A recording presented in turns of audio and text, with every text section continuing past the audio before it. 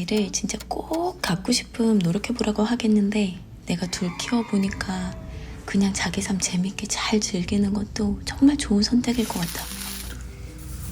신혼인 고등학교 친구한테 노키드가 나쁘지 않다고 말했다. 사실 그냥 말한 정도가 아니라 적극적으로 권했다. 그 친구는 결혼한 지 3년이 되었지만 한 번의 유산 후에 적극적으로 임신을 하려고 하지 않고 있었다.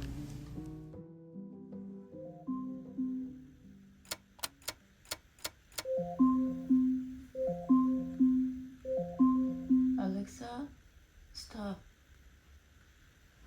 8살 딸, 6살 아들을 키우며 육아에 제대로 찌든 나는 거의 10년 전에 동료 교사에게 들었던 노키드, 아이를 낳지 말아야 할 40가지 이유 책 이야기를 친구에게 해주었다.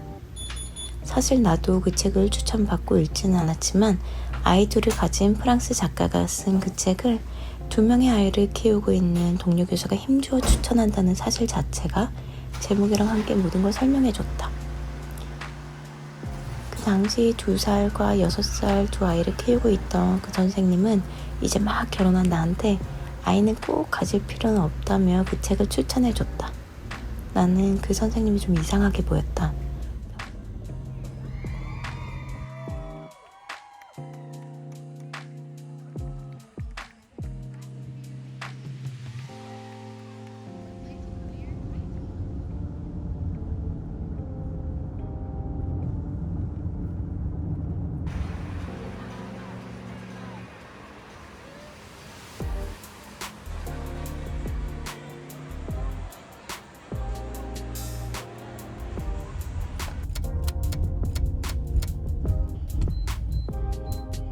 평소에 딸 자랑도 많이 했고 애들 진짜 사랑하는 것 같았는데 왜 나한테 이런 책을 추천해주냐?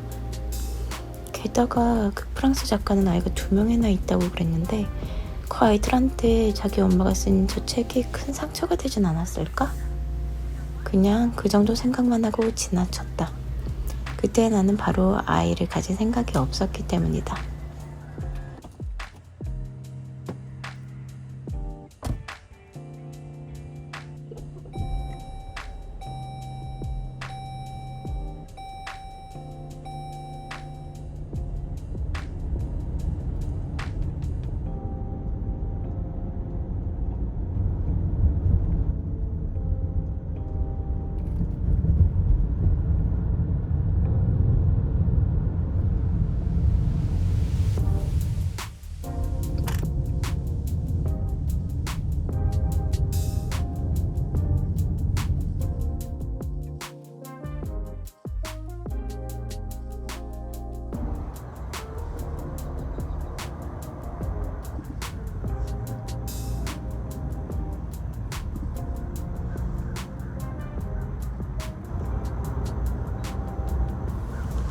그로부터 2년 뒤 한국을 떠나 먼 곳에 와서 살게 되었고 주변에 아이들이 많이 있었다. 나는 아이를 안 갖겠다는 생각은 없었고 어차피 낳을 거면 이웃 아이들이랑 함께 키우는 것이 괜찮을 것 같아서 곧 아기를 가졌다. 무식하면 용감하다고 아무것도 모르니까 쉽게 생각했다. 다행히도 하나는 키울만 했다. 그래서 첫째가 만 2살도 안 되었을 때 둘째도 낳아버렸다. 그런데 둘째가 태어나니까 2배만 힘든 게 아니고 5배, 아니 10배는 힘들어졌다.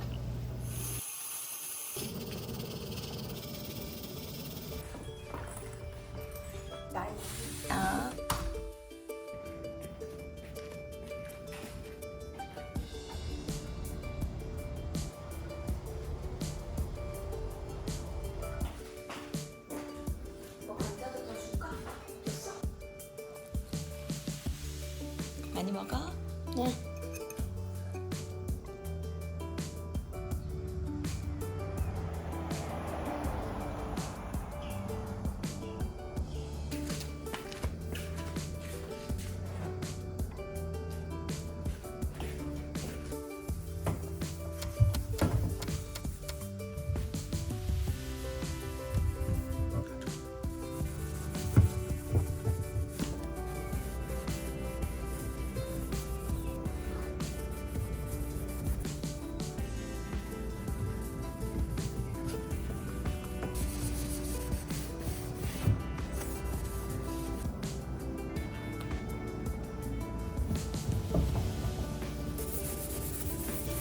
아이들 키워내는 일이 너무 고되니까 몸이 버텨나지 못했다.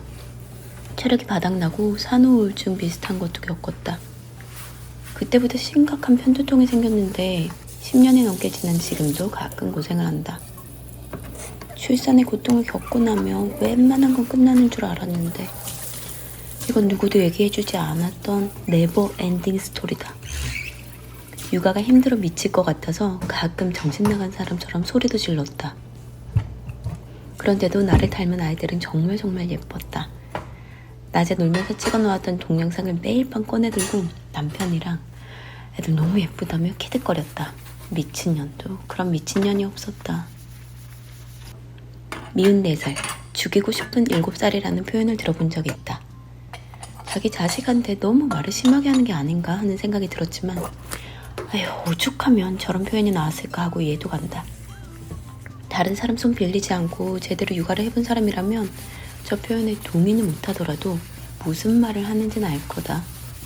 아무튼 직접 경험해보지 못하면 제대로 공감할 수 없다는 건 진리다.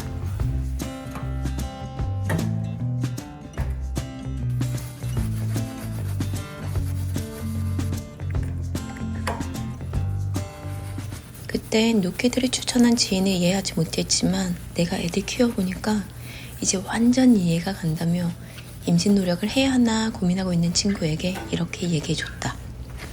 아이를 정말 갖고 싶으면 그것도 좋지만 혹시 그만한 열정이 없으면 노키드도 진짜 괜찮을 것 같다고. 그 선택도 다른 선택 못지않게 좋은 선택이라고. 아이를 꼭 가질 필요는 없으니 네 인생 더 즐기는 게 어떠냐고 경험자로 자신 있게 권해줬다.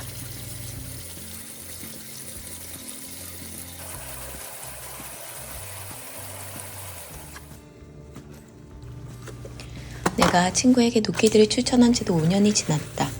그 친구는 이제 3살짜리 딸을 키우고 있다. 요즘 그 친구와 전화통화를 할 때는 내가 사춘기 딸이랑 투닥투닥하는 에피소드를 들려준다.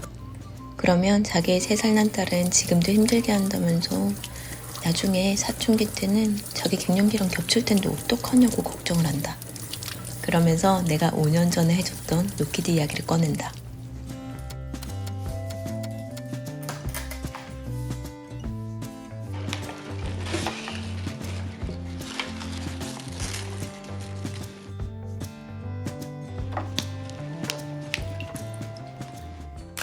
또래 아가들 육아하는 엄마들에게 최근에 나의 노키드 전도 이야기를 해주었단다.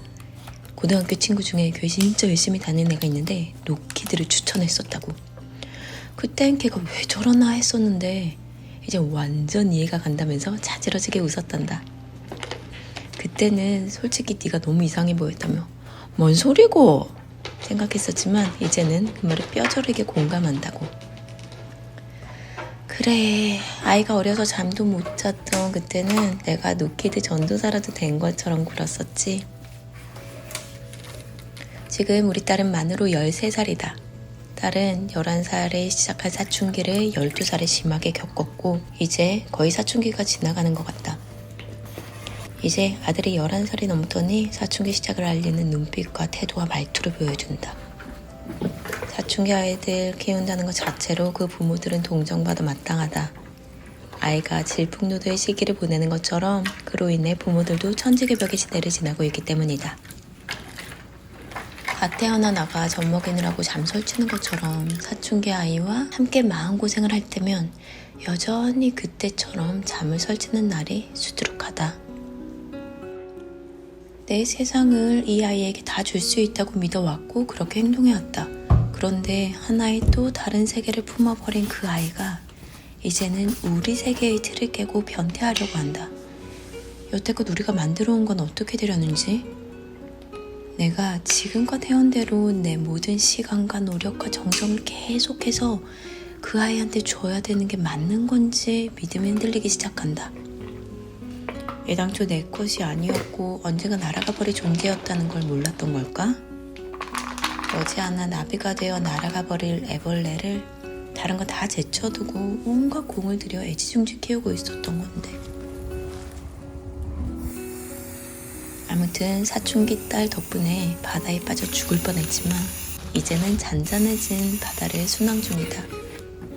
물론 크고 작은 태풍이 또 오기도 하겠지만 먼저 겪은 허리케인 덕분에 마음의 준비가 조금은 된 것 같다.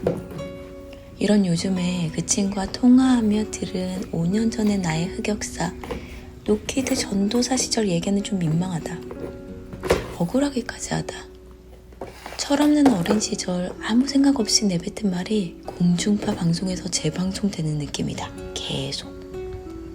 물론 그때는 적지 않은 경험에서 우러난 진심을 얘기한 거라도 말이다. 교회 열심히 다니는 기독교인이 하나님 주신 생명을 귀찮아하는 이기적인 마음을 들켜서 억울한 게 아니다. 이제 내 인생을 돌아보니 내 아들, 딸 키운 것만큼 의미 있는 일이 없기 때문이다. 솔직히 얘기하면 노키즈 전도사 시절에는 그런 생각이 별로 들지 않았다. 소중한 내 새끼들이고 누구보다 사랑스럽게 잘 키우고 싶다는 생각은 컸지만 그 생명체들로 인해 내가 없어지는 듯한 느낌을 받아들이기 힘들었다. 내 삶을 통째로 갈아 넣어 이 아이들을 키워야 한다는 걸 꽤나 억울하게 생각했던 것 같다. 물론 지금도 내 시간과 노력들을 온전히 나를 위해 사용하지 못해서 아쉬울 때가 많긴 하다. 엄마가 희생의 대명사라는 믿음도 옅어지지 않았다. 우리 엄마의 그런 희생 덕분에 내가 사회의 한 구성원으로 잘 성장할 수 있게 됐고 나도 엄마라는 이름으로 가족들한테 크고 작은 희생을 하면서 여기까지 왔다. 그런데 희생을 한 건 사실이지만 더 이상 내가 희생을 당한 것이라고 생각하지 않게 되었다. 그 희생을 통해서 결국 내가 얻은 게 더 많아서 내 입으로 맞는 게 들어갈 땐 그냥 좋을 뿐이었는데 아이들의 그 작은 입으로 내가 만든 음식이 들어가서 조물조물 씹히는 걸 보면 그 뿌듯한 기분은 말로 다 풀어내기 힘들 지경이었다. 나를 욕하는 사람이 있으면 기분이 좀 상하고 말았는데 누가 내 딸에 대해 안 좋게 이야기하면 그 사람을 명예훼손죄로 고발해서 끝내 형사처벌 받게 하고 싶었다. 누구의 잘못도 없었지만 아이가 아프게 되었을 땐 내 한계를 절감했고 절대자에게 꼬꾸라져 나의 모든 걸 드리더라도 내 아들의 건강을 찾아오고 싶었다.